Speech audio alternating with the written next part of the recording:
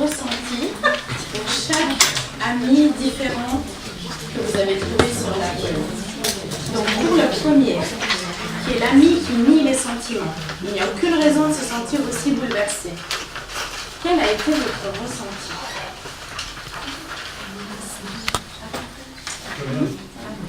Pas comprise, colère, aimé, dénigré, minimisé, dévalorisé. Dit quelque chose par là. Voilà toutes les sortes de sentiments et d'émotions que peuvent ressentir aussi les enfants quand on nie leurs sentiments. Et là, vous avez vraiment pu le vivre et l'expérimenter.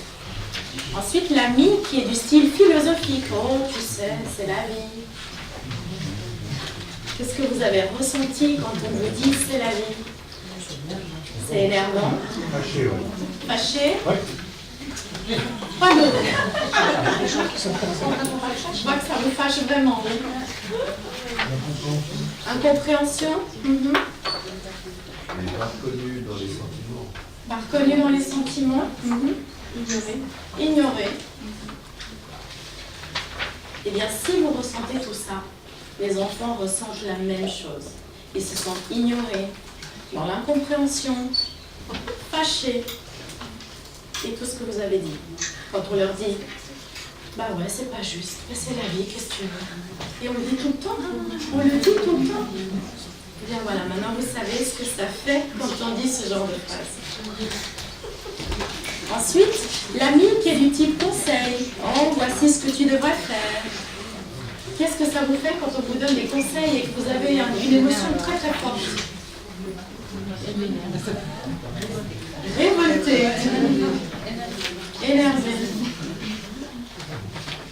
Quoi d'autre? Infantilisé.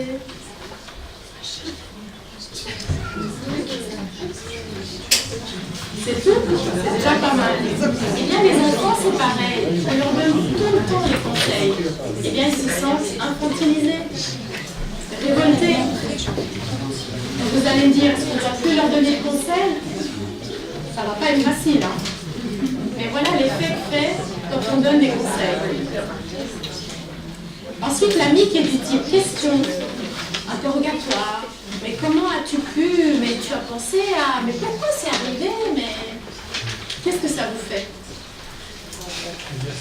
On est agacé, agressé, on se sent nul, Fâché. fâché.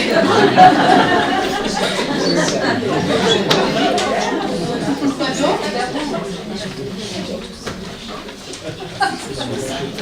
Eh bien, les enfants, c'est pareil. Ils se sentent aussi agressés, fâchés quand on leur dit « Oh, mais t'as pas pensé à prendre ton carnet de devoirs?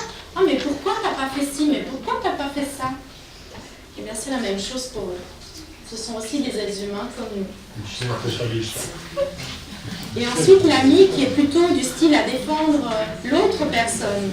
« Ah, ben, tu as compris, tu sais, hein, tu as de la chance que... Hein, qu'est-ce que ça vous fait? »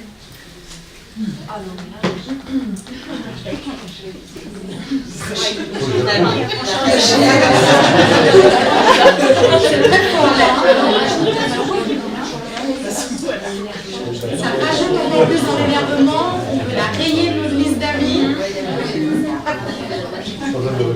Pas d'autre?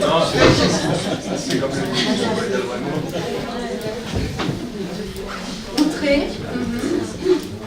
Eh bien, si vous prenez des fois la défense de l'enseignant, je ne sais pas, de l'enseignant de foot ou qui que ce soit, votre enfant, il va réagir de la même manière. Il va se sentir outré, encore plus fâché. Et puis, pour ce qui est de l'ami qui vous prend en pitié, « Oh, mon pauvre, je te plains », qu'est-ce que ça vous fait? On se sent victime. Inconsolable. Ça va rester comme ça. Vous vous sentir compris? Un peu? Écoutez, ouais. Est-ce que vous avez vous disent oh mon pauvre, ça vous encourage. Ça nous fait sentir plus impitoyables. Et comme disait l'une d'entre vous, incontrôlable. Donc c'est plutôt quelque chose à éviter. Ensuite, pour ce qui est de l'ami psychanalyste amateur, du style « Oh, je vais te dire ton vrai problème », qu'est-ce que ça vous fait?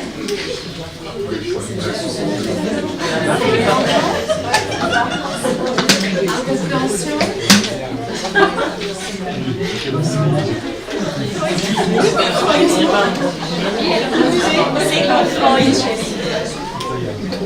Et bien voilà, en fait, toutes ces réponses font partie un peu de comment nous on parle à nos enfants. Parce qu'on ne se rend pas compte de l'effet des mots. L'impact des mots peut être très fort. Et justement, je voulais que vous expérimentiez les phrases 1 à 7 pour que vous soyez conscients d'éviter ce genre de phrases avec vos enfants. Puisque vous avez vécu en tant que personne qui reçoit ces phrases et que vous savez ce que ça peut vous faire. Voilà. Maintenant, vous savez. Et maintenant, pour la dernière, qui est une réponse empathique, ça a dû être difficile à avaler. Comment on se sent? Écoutez. Écoutez, compris, pas jugé.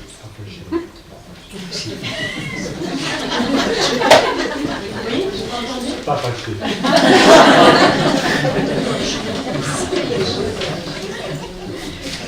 Donc voilà, en fait, sur quoi repose la méthode, c'est d'être dans l'empathie, de se mettre à la place de l'autre. Et c'est quelque chose avec laquelle j'aimerais vous encourager, c'est que vous vous mettiez à la place de vos enfants. Qu'est-ce qu'ils ressentent quand ils sont fâchés, quand ils sont en colère, quand ils sont frustrés, quand ils sont tristes, quand ils sont déçus? Essayez de vous mettre à leur place et d'essayer de comprendre ce qu'ils vivent et de refléter. Soyez le miroir, en fait, de ce qu'ils ressentent. Reflétez ce qu'ils ressentent, simplement, sans jugement, sans attaquer leur personne, sans les juger, sans les blâmer. Voilà pourquoi j'avais envie de faire cet exercice du quiz brûlé avec vous. Alors en fait, ce que j'avais envie de vous dire avec cette réponse sympathique, c'est que quand on écoute les enfants, on leur montre que tous les sentiments sont importants, autant les sentiments positifs que les sentiments négatifs. Et comme tous les sentiments sont importants et que vous allez les écouter, les enfants vont vous en dire davantage. Vous serez en mesure de les écouter différemment. Merci Mélanie. Vous serez en mesure de les écouter différemment et du coup, eux, ils seront en mesure de vous raconter beaucoup plus de choses. Et souvent, en fait, on a peur d'enfoncer les enfants en leur disant « Ouais, t'as vécu quelque chose de dur là, hein, c'est pas facile. Hein. » On a peur, en fait. Et au contraire, on les aide à vider leur sac émotif. Parce que s'ils ne vident jamais leur sac, le sac se remplit d'émotions et un jour le sac explose. Et maintenant, j'aimerais vous montrer, excusez-moi, une phrase que dit le psychologue Henry Knott, c'est « Nous parlons trop en tant qu'adultes. Hein, » l'ami qui est psychologue, l'ami qui est dans les conseils, l'ami qui est dans la pitié, qui nie les sentiments, il parle trop. Et nous, en tant qu'adultes, nous parlons trop. Donc en fait, Henry Knott dit, chaque fois que c'est possible, remplacer un paragraphe par une phrase par un mot par un geste. On n'aime pas les longs sermons, on n'aime pas les longs discours. Et bien les enfants, c'est pareil.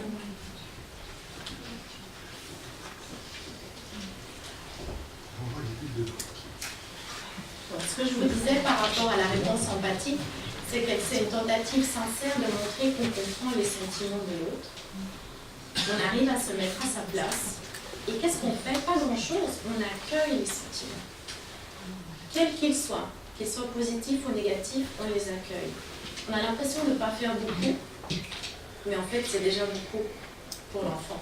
Il se sent compris, il se sent valorisé dans ce qu'il ressent. Et il n'est pas en train de se dire, mince, ce que je ressens, c'est pas juste, c'est faux. Il n'est pas en train de culpabiliser. Donc ce que je vous disais au début de la présentation, c'est que tous les sentiments sont légitimes, tous les comportements comportements ne sont pas acceptables. Donc acceptons les sentiments des enfants, même s'ils nous dérangent, parce qu'ils font des crises, ils explosent. Heureusement qu'ils explosent. Vous imaginez s'ils n'explosaient pas et qu'ils gardaient tout ça en eux? Heureusement que c'est sain d'exploser, d'exprimer nos émotions, mais on n'a pas le droit de le faire. La société ne nous permet pas. C'est pas acceptable, c'est pas bien. On est toujours sous le regard des autres, on a toujours peur du jugement. Eh bien, sortons de là. Sortons de là et élevons nos enfants d'une autre façon. Qui se sentent bien, puisque tout enfant qui se sent bien se comporte bien. Et nous aussi, tout adulte qui se sent bien se comporte bien. Nous sommes tous pareils.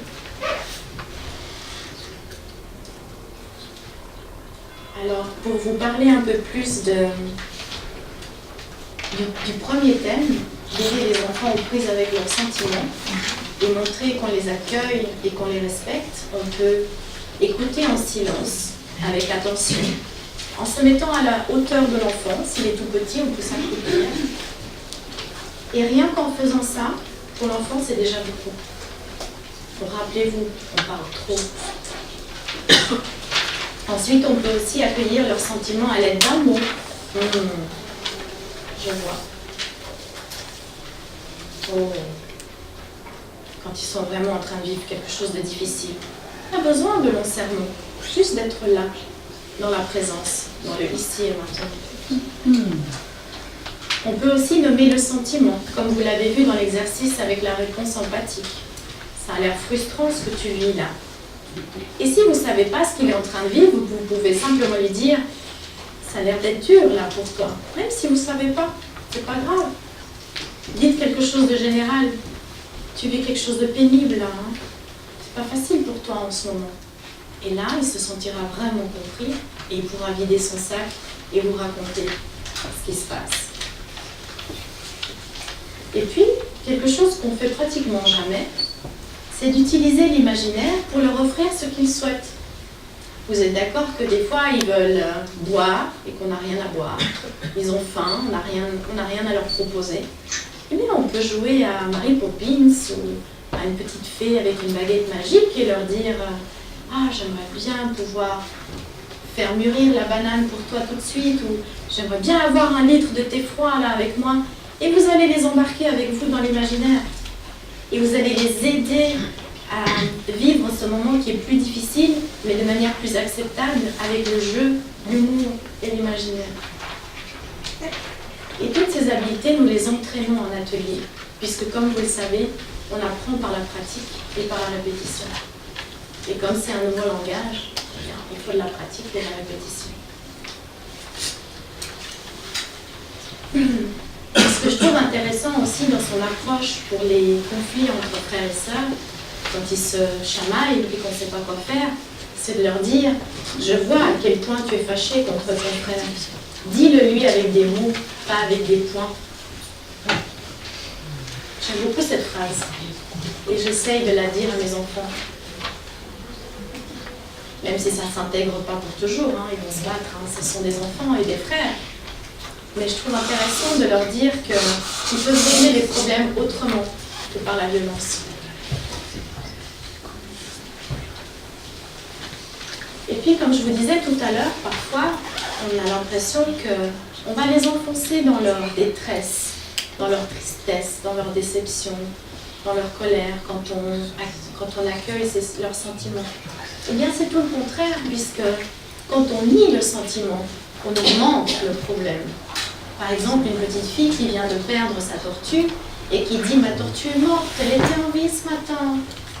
Et que le papa va lui dire « Oh, t'inquiète pas, ma chérie, ne pleure pas, c'est seulement une tortue.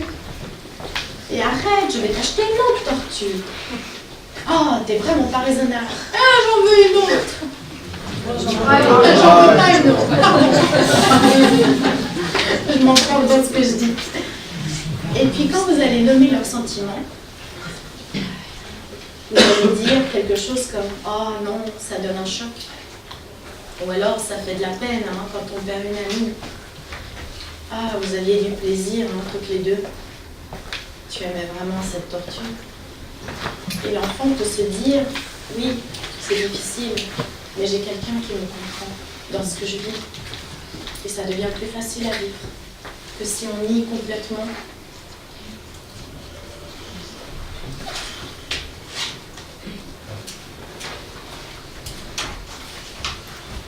Ensuite, vous allez me dire, mais est-ce que les enfants ont le droit d'exprimer leurs sentiments et nous, alors nos sentiments à nous, parfois on n'arrive pas.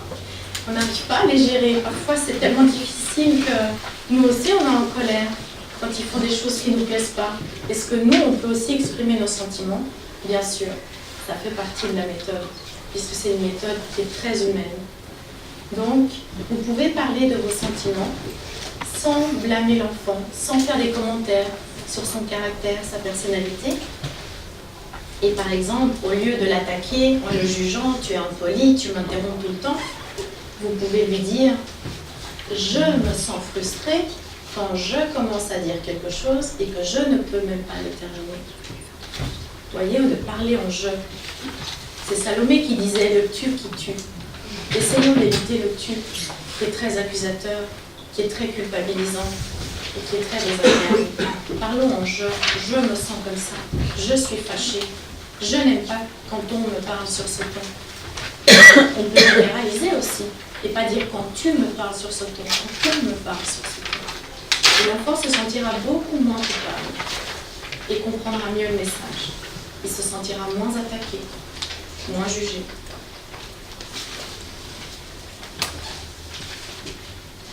Et si vraiment vous n'en pouvez plus parce que vous êtes fatigué, vous avez eu une dure journée au travail et que vous avez juste envie de le gifler, vous pouvez lui dire « Je suis tellement fâchée que j'aurais envie de te gifler. » Mais je le fais.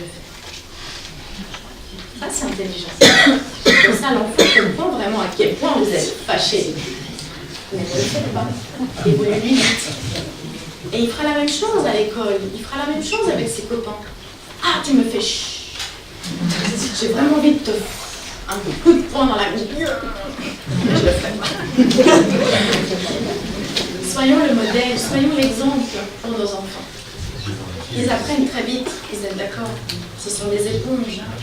Ils nous modélisent, ils nous imitent. Donc soyons un exemple pour eux de bienveillance et d'empathie.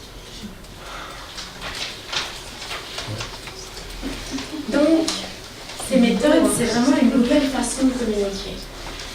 Un nouveau langage avec lequel il faut se familiariser petit à petit. Et comme vous avez pu l'expérimenter, nous avons des réactions vraiment typiques avec nos enfants, qui sont presque automatiques, tellement nous avons l'habitude de dire ces choses qui ne fonctionnent pas. Mets tes chaussures, 2 minutes après. Mets tes chaussures, 2 minutes après. Mets tes chaussures. Ça ne marche pas. Alors pourquoi continuer à faire la même chose? Changeons de langage. Parlons le langage des sentiments et soyons bienveillants.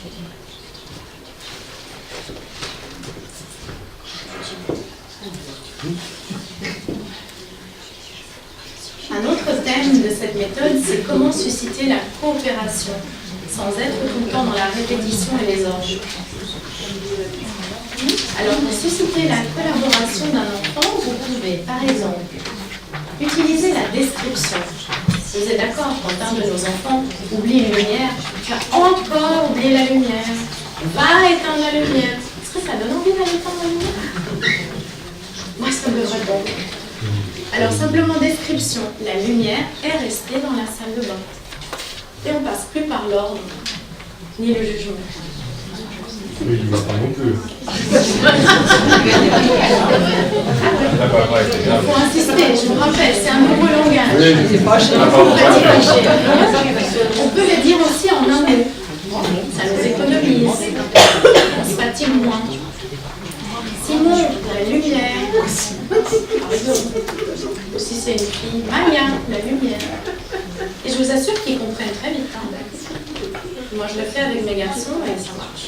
Peut-être pas au début, mais au bout d'un moment, ils apprennent ce nouveau langage. Ensuite, on peut aussi utiliser une note, un post-it, quelque chose d'un peu plus humoristique, et écrire à la place de la brosse à dents. Coucou, j'aimerais sortir prendre l'air de temps en temps.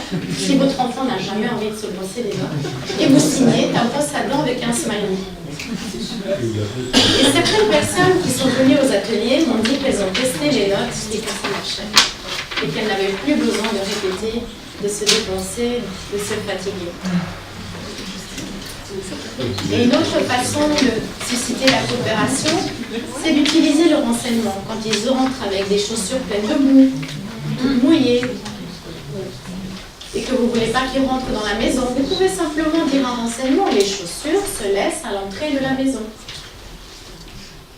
Ou utiliser la note qui va rester là tous les jours. Et forcément que les enfants vont la voir. Et au bout d'un moment, vous n'aurez plus besoin de répéter.